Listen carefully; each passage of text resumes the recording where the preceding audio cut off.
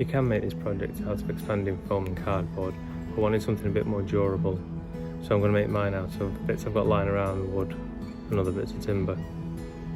So the stuff I found to work with: some bendy ply, some normal ply, different sizes of battens, and some old shelves.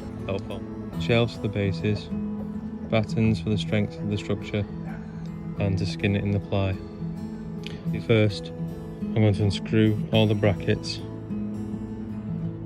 and get the wood ready to use. First, I think I'm going to use this shelf as a base for 2 pauper's graves.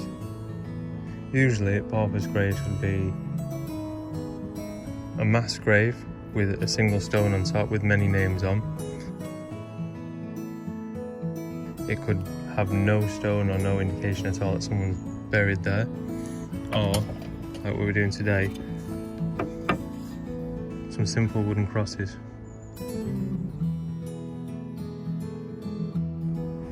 So now I've just cut the upright for the cross, and I'm going to cut out a section from this piece to add some stability to it as it's standing. Don't worry, you won't be seeing this, as it will be covered underneath the expanding foam that will create the soil look.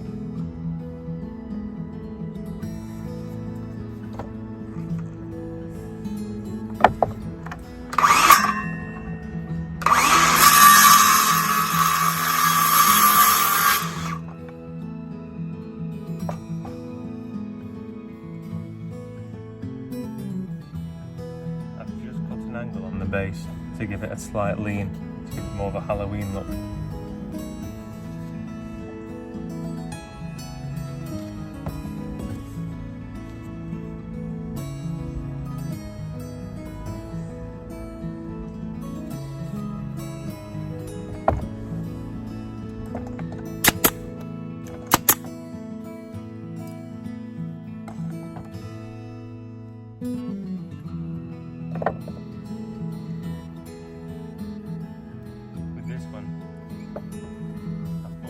Slightly crooked, also to give it a more Tim Burton Halloween twist to it.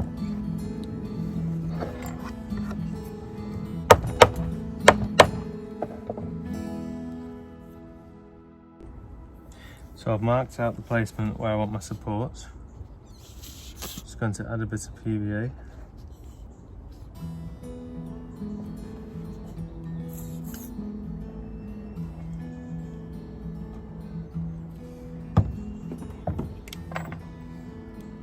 I'll sink some screws in.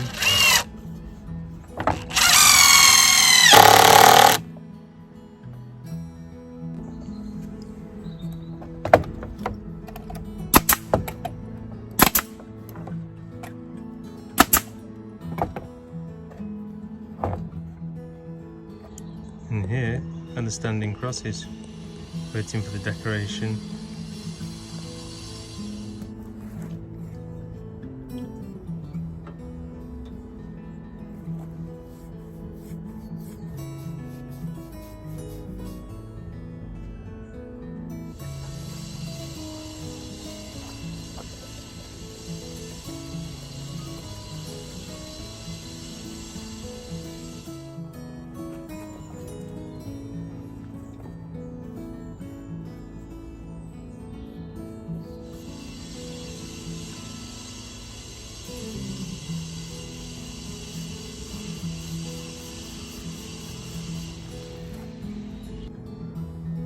So now we have our pauper's crosses. I'm going to create a soil effect around the base, so like they've been freshly dug. And for this, I'm going to use expanding foam.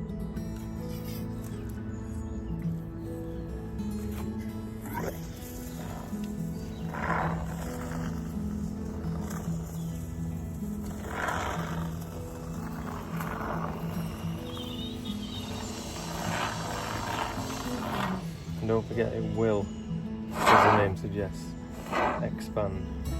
So you don't need to go too close to the edges.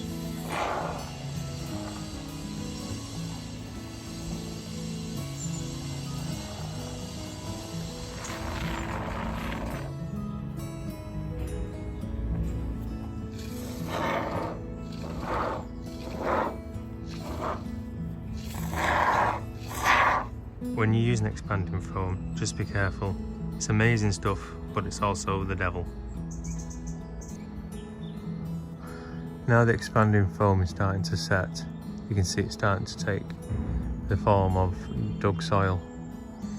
That's going to be sprayed matte black so it gets into all the creases and adds shadow when we paint over in brown. Now to make this gravestone, we're going to have to start with the base. I'm going to cut it about here, just to make sure it has enough stability to stand up and won't be blown over easily. Now we're going to need 2 uprights, 1 either side, with spaces cut in the middle to help it hold its strength. So this next bit, to cut out the skins for the gravestone, I'm going to use a jigsaw. You can use a handsaw or even a sharp knife, but it'll be quicker and easier now to use my jigsaw. As you eagle-eyed viewers have probably already noticed, we're now on day 2 of this make, as I simply just ran out of time yesterday. Today we should get everything finished and painted up and decorated. So the next bit is to work out how much bendy ply I need to go up and over, framing the sides of the gravestone. For this, I lay the gravestone on its back and bent this round, making sure it had full contact with each side so we could attach it and see the height that our arc would make on the gravestone. Now that I've measured that and marked out this strip I need here, it's time to cut out. Now that's been cut out, we can start to see how our gravestone is going to look. So now we've got our structure, we just need to attach the front and back. It's the same principle as before. We glue the frame, and then we can either nail it or pin it on.